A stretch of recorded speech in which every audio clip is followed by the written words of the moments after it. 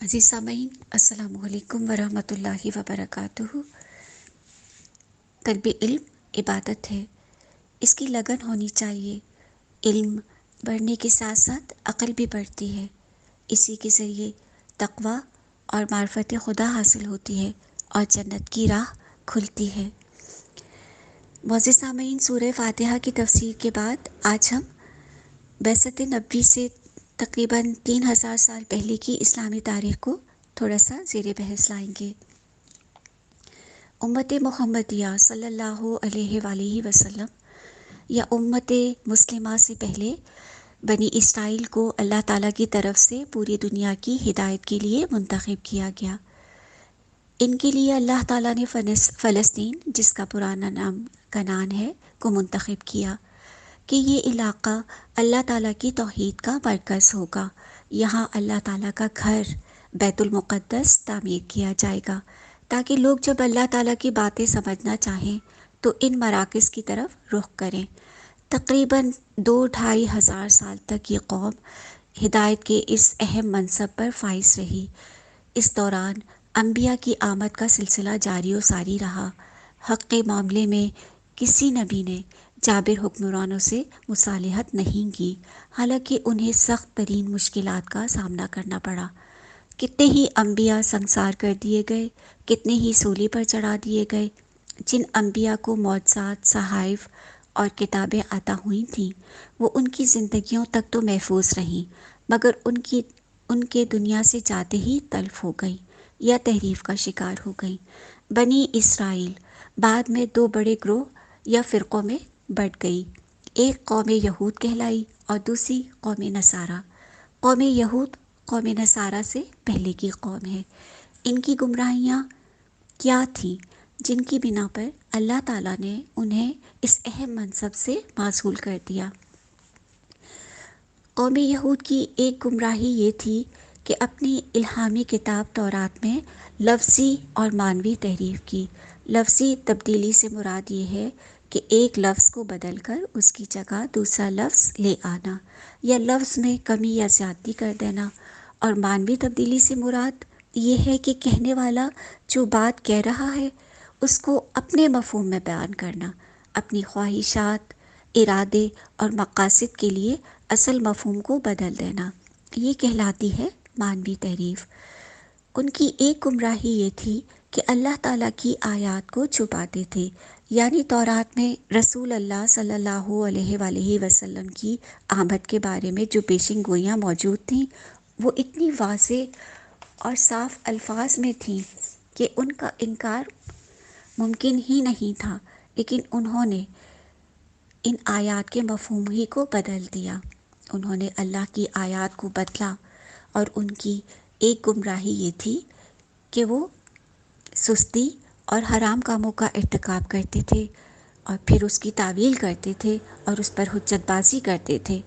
سستی یعنی نماز کا وقت ہے اس میں سستی کرنا، زکوٰۃ کا معاملہ ہے اس میں حیلے حجت بیان کرنا، روزے جیسی عبادت میں خود اپنی طرف سے باتیں شامل کر دینا۔ ہمارے پیارے پیغمبر محمد مصطفیٰ صلی اللہ علیہ وآلہ وسلم نے فرمایا کہ دین میں ان کی پیروی مت کرنا، کیونکہ یہ اپنی مرضی سے عبادتوں میں کمی کرتے ہیں یا انہیں طول دیتے ہیں۔ ان کی ایک گمراہی یہ تھی کہ رسول اللہ صلی اللہ علیہ وآلہ وسلم کیونکہ بنی اسماعیل میں سے آئے تھے اور باقی تمام پیغمبر بنی اسرائیل میں سے آئے تھے۔ بنی اسرائیل حضرت یعقوب کی اولاد ہیں۔ حضرت یعقوب علیہ السلام حضرت اسحاق کے بیٹے اور حضرت اسحاق حضرت ابراہیم علیہ السلام کے بیٹے ہیں۔ اب یہ لڑی تھی جس میں سارے پیغمبر آ رہے تھے، اور بنو اسماعیل میں صرف پیغمبر خدا محمد مصطفیٰ صلی اللہ علیہ وآلہ وسلم تشریف لائے۔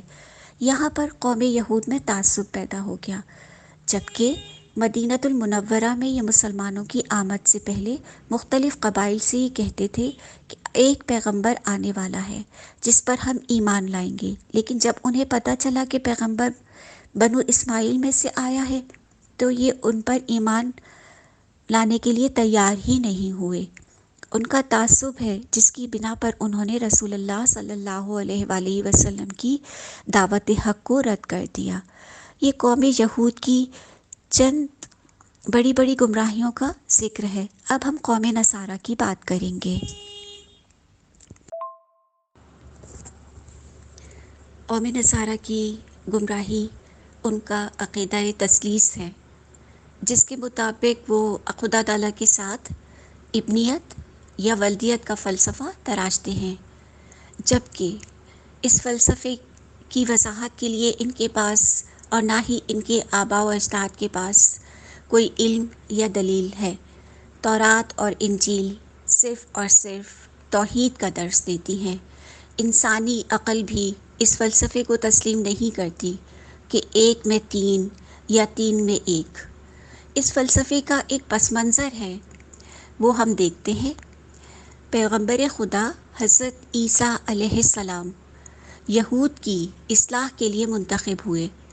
وہ عالمی رسول بن کر نہیں آئے تھے۔ یہود کیونکہ گمراہی میں بہت آگے نکل چکے تھے، اس لیے اللہ تعالیٰ نے ان کی ہدایت کے لیے حضرت عیسیٰ علیہ السلام کو رسول منتخب فرمایا تھا۔ یہود صرف مذہبی گمراہی کا شکار نہیں تھے، بلکہ ان کے معاشی مفادات مذہب کے ساتھ وابستہ ہو گئے تھے۔ جیسے کہ قرآن میں کہا گیا ہے کہ بے شک احبار اور رہبان ان کی اکثریت لوگوں کے مالوں کو باطل طریقوں سے ہڑپ کرتی تھی۔ چنانچہ حضرت مسیح علیہ السلام نے جب ایک عادلانہ نظام کی دعوت دی، انصاف کی بات کی، تو ظاہر ہے کہ یہ دعوت ان کے لیے کسی طور پر بھی قابل قبول نہیں تھی۔ چنانچہ ان کے تمام معجزات کا انکار کرنے کے بعد انہیں سولی چڑھانے کا منصوبہ بنایا گیا۔ حضرت مسیح علیہ السلام کے زندہ آسمان کی طرف اٹھائے جانے کے بعد ایک شخصیت سینٹ پال، جو اونچے طبقے سے تعلق رکھتی تھی، علمی طور پر معاشرے میں اس کا ایک مقام تھا اور عملی طور پر بھی وہ ایک بہت بڑا بہروپیہ تھا، اپنے وقت کا دجال سمجھ لیجئے۔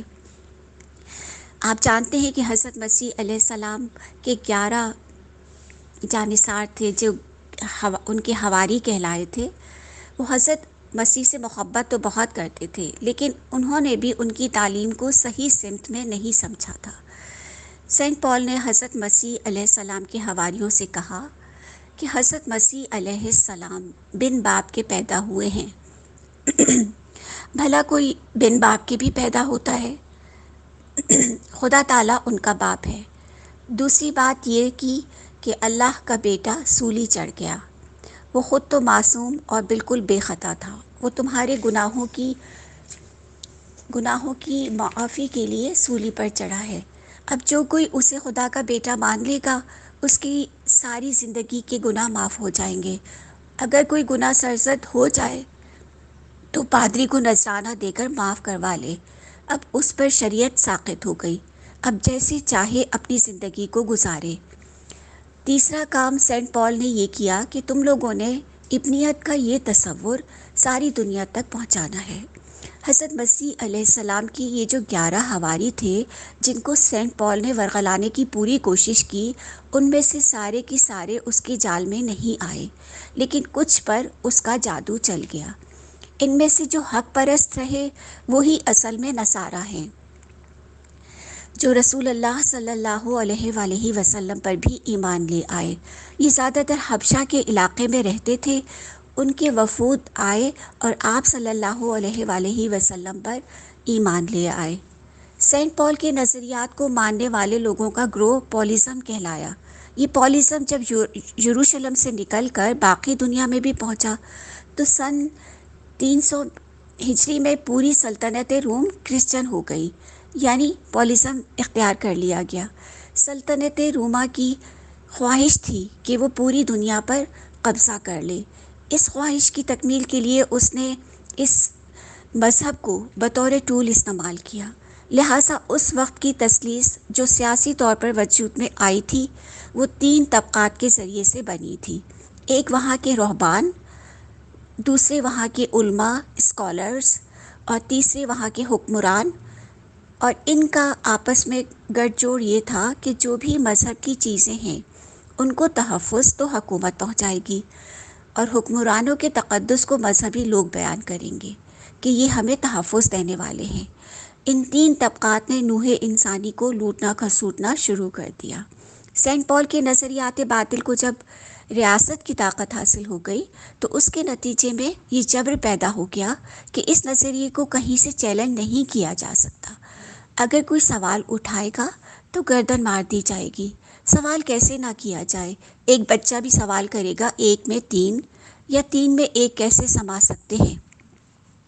اتنی بے بنیاد بات ہے کہ سوالات لازمی کیے جائیں گے۔ اب اس شر سے بچنے کے لیے سوائے جبر کے کوئی چارہ نہیں کہ لوگوں کو چپ رکھا جائے۔ یہ چیز تھی جس نے یورپ کو ڈارک ایج میں رکھا۔ اتنا بڑا علاقہ جبر کے تلے دبا دیا گیا۔ نصارہ نے دین کے تینوں بنیادی حقائق، توحید، قیامت اور آخرت میں ایمان اور عمل صالحہ سے متعلق پوچھ گچھ پر فلسفیانہ نقطہ نظر اور رائے قائم کر لی۔ اسی وجہ سے انہیں قرآن نے ضلالت، گمراہی اور بدعت کے نمونے کے طور پر پیش کیا۔ صدق اللہ العلی العظیم۔